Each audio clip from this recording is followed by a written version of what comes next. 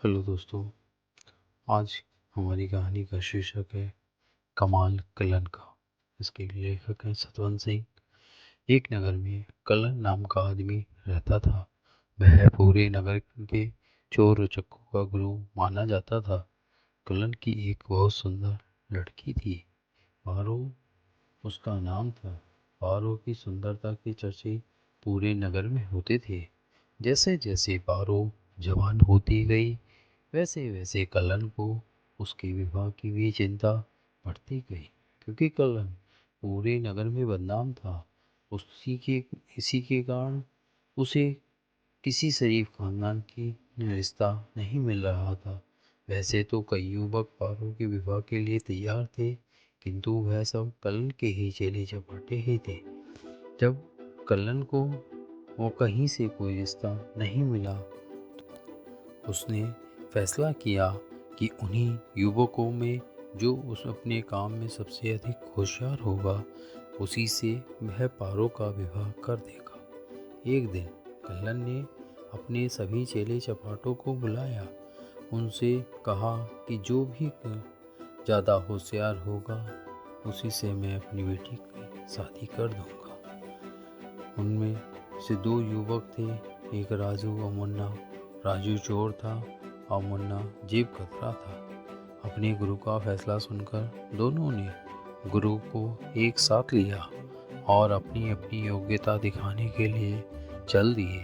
वह लोग एक भीड़ भरे बाजार में पहुंचे। वहाँ वहाँ एक व्यापारी किसी दूसरे नगर से यहाँ व्यापार करने आया हुआ था। वो लोग उस व्यापारी के पीछे पीछे चल दिए।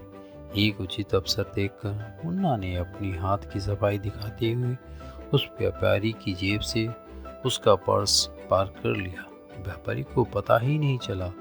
पर्स लेकर वो लोग एक जगह पहुंचे। वहां पर उन्होंने पर्स खोलकर देखा तो तीनों की आंखें चमक उठी, क्योंकि पर्स में 5,000 रुपये थे। वाह मुन्ना वाह, तुमने खूब पहचाना कि तुम्हारे शिकार के पास लंबी रकम है। तुमने बहुत सफाई से अपने काम को अंजाम दिया है। हम बहुत खुश हुए।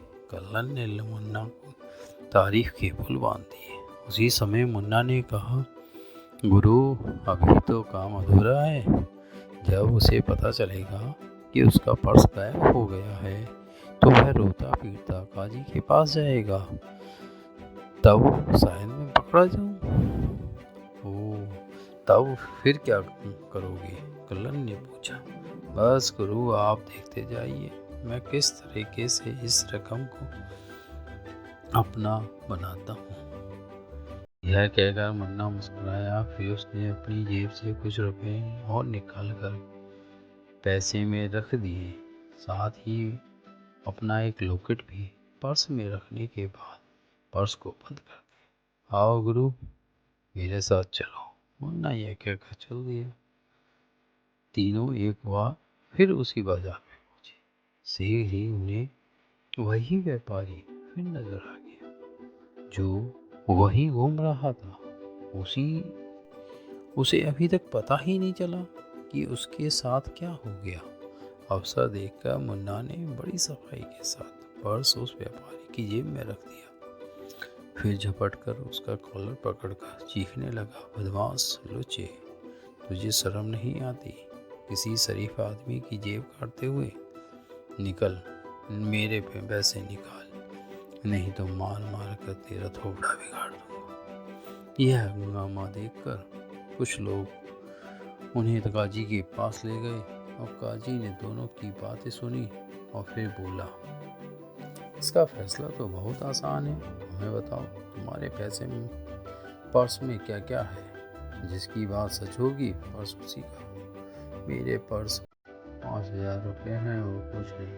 व्यापारी, काजी साहब, मेरे पर्स में 5,000 रुपये और 300 रुपये हैं। इसके अलावा मेरा एक लॉकेट भी है जिस पर मेरा नाम खुदा है। काजी ने पर्स खोल कर देखा तो मुन्ना की कही हुई बात सच निकली। काजी ने पर्स मुन्ना को ही दे दिया। व्यापारी को सजा हो गई। कल्लन मुन्ना की इस चतुराई से बहुत खुश हुआ। आओ नंबर राजू का था। वह बोला, मेरे मित्र मुन्ना ने व्यापारी और काजी की आंखों में ही धूल झोंकी। अब गुरु, मैं आपको दिखाना चाहता हूँ कि मैं यहाँ के राजा के कमरे से कोई खास वस्तु भी चुरा कर ला सकता हूँ। राजू की बात का विश्वास न तो मुन्ना को हुआ न ही कलन को। फिर भी वो लोग राजू के साथ चलते हुए राजा के महल के पिछवाड़े पहुंच गए। महल के इस हिस्से में बहुत अंधेरा था। राजू उन्हें वहीं रुकने को कह खंबे के सहारे चढ़कर महल में चला गया।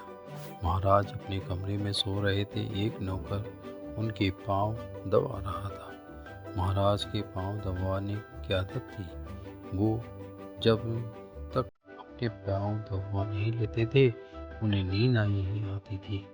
राजू बहुत धीरे से उस कमरे में आया और झपट कर अपना एक हाथ नौकर के मुंह पर रखा। दूसरे हाथ से उसके हाथ पर में पांव बांध कर उसके मुंह में कपड़ा ठूंस दिया। फिर उसे महाराज के पलंग पे नीचे धकेल दिया।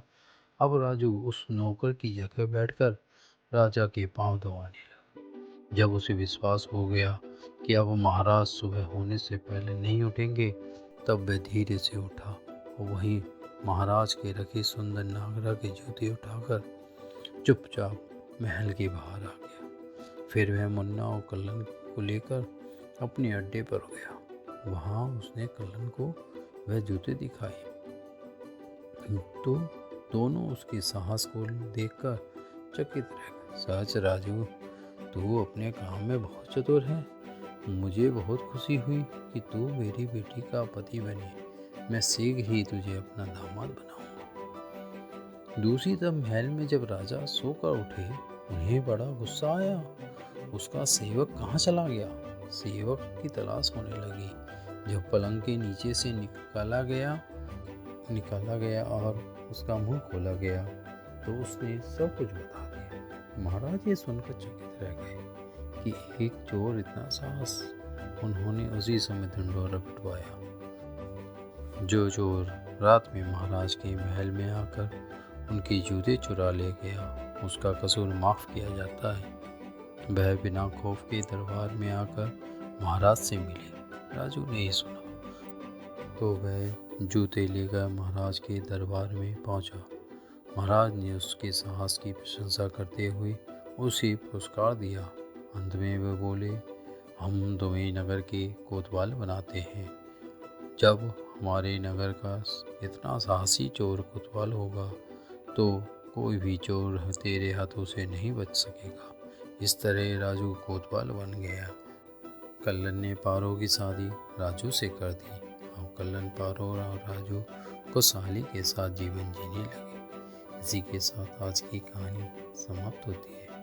फिर मिलेंगे किसी नई कहानी के साथ। कृपया कहानी को लाइक करें, चैनल को सब्सक्राइब करें और शेयर करें। धन्यवाद। नमस्कार।